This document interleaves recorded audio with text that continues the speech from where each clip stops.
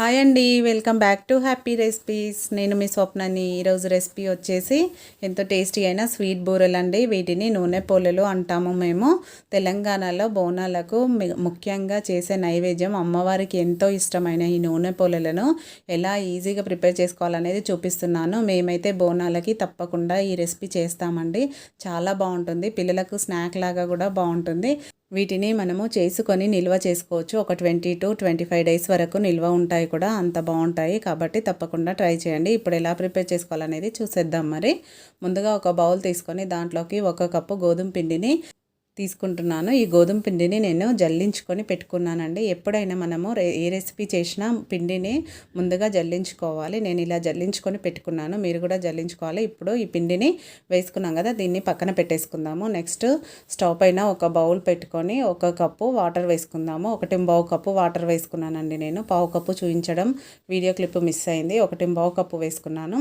ఇప్పుడు అదే వాటర్లోకి 3/4 కప్పు షుగర్ వేసుకుంటున్నాను. 1 కప్పు గోధుమ పిండికి 3/4 కప్పు వేసుకుంటున్నాను. పర్ఫెక్ట్గా సరిపోతుంది. మీరు స్వీట్ ఎక్కువ తినే వాళ్ళైతే 1 కప్పుకే 1 కప్పు షుగర్ కూడా వేసుకోవచ్చు. ఇలా అయితే పర్ఫెక్ట్గా ఉంటుందని వేసుకున్నాను. 1 టీ స్పూన్ ఇలాచీ పొడి వేసుకుంటున్నాను.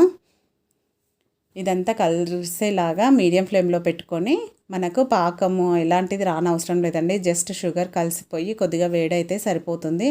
చూడండి, వీడియోలో చూపిస్తున్నట్టు ఇలా కలుపుతూ షుగర్ అంతా మెల్ట్ అయిపోయింది కదా. ఇప్పుడు దీన్ని రెడీ అయిపోయింది. స్టవ్ ఆఫ్ చేసేసుకొని తర్వాత దీంట్లోకి డైరెక్ట్గా గోధుమ పిండి వేసేసుకోవడమే. మీరు కావాలంటే కొద్దిగా వేసుకొని కలుపుకోవాలి. లేదు అంటే నేనైతే ఒకేసారి వేసేసుకొని కలిపేసుకుంటున్నాను. ఈ విధంగా ఒకేసారి పిండిని వేసుకొని మనము ఎక్కడ కూడా ఉండలు లేకుండా జాగ్రత్తగా కలుపుకోవాలి. వేడిగా ఉంటుంది కాబట్టి కొద్దిగా పట్టుకొని జాగ్రత్తగా కలుపుకోవాలి.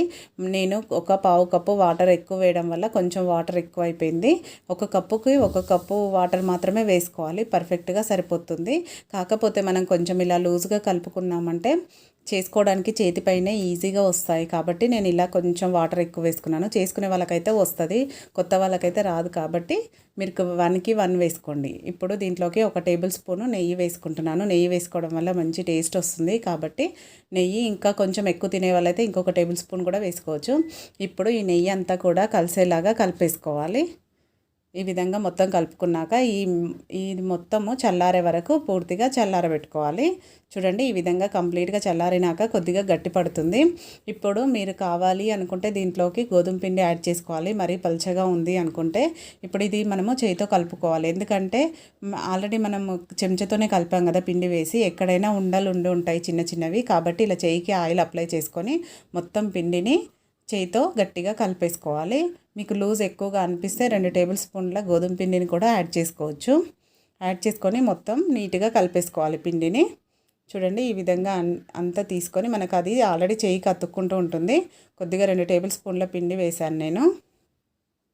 ఇలా వేసుకొని ఈ విధంగా కలిపి పెట్టేసుకోవాలి. నెక్స్ట్ స్టవ్ పైన ఆయిల్ పెట్టుకొని ఆయిల్ హీట్ అవ్వాలి. ఆయిల్ ఎక్కువ హీట్ అయ్యాక మనం అవి వేసేటప్పుడు మాత్రం మీడియం టు లో పెట్టేసుకొని ఫ్రై చేసుకోవాలి. చూడండి, ఈ విధంగా ఒక్కొక్క చేయికి ఆయిల్ అప్లై చేసుకొని ఒక్కొక్కటిగా చిన్న ముద్దగా తీసుకొని జస్ట్ చేయి పైనే ఇలా ఒత్తేసుకోవాలి. ఈ విధంగా వీళ్ళతో వీడియోలో చూపిస్తున్నట్టు మరీ లావుగా కాకుండా మరీ సన్నగా కాకుండా మీడియంగా ఒత్తేసుకోవాలి.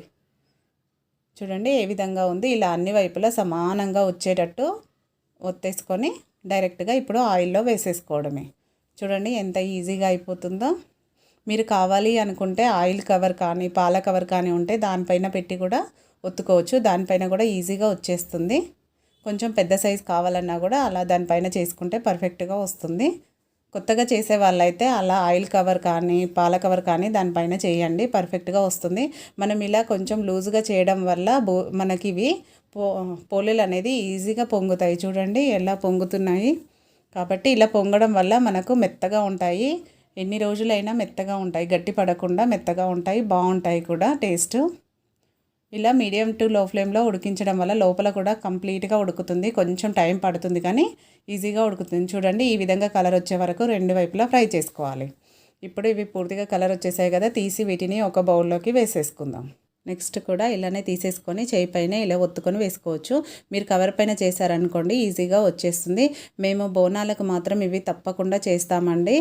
బోనంలో అమ్మవారికి తప్పకుండా ఇవి నైవేద్యంగా పెడతాం మేము. కాబట్టి చాలామంది ఇప్పుడు బోనాల పండగ కదా, చాలామంది ఇవి చేసుకుంటారు.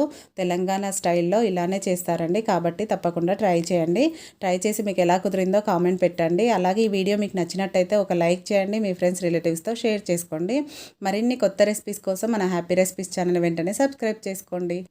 అలాగే పక్కనే ఉన్న బెల్ బటన్ని కూడా యాక్టివేట్ చేసుకోండి. యాక్టివేట్ చేసుకుంటేనే కదండి మేము పెట్టే న్యూ రెసిపీస్ అన్ని మీకు నోటిఫికేషన్లో వస్తాయి.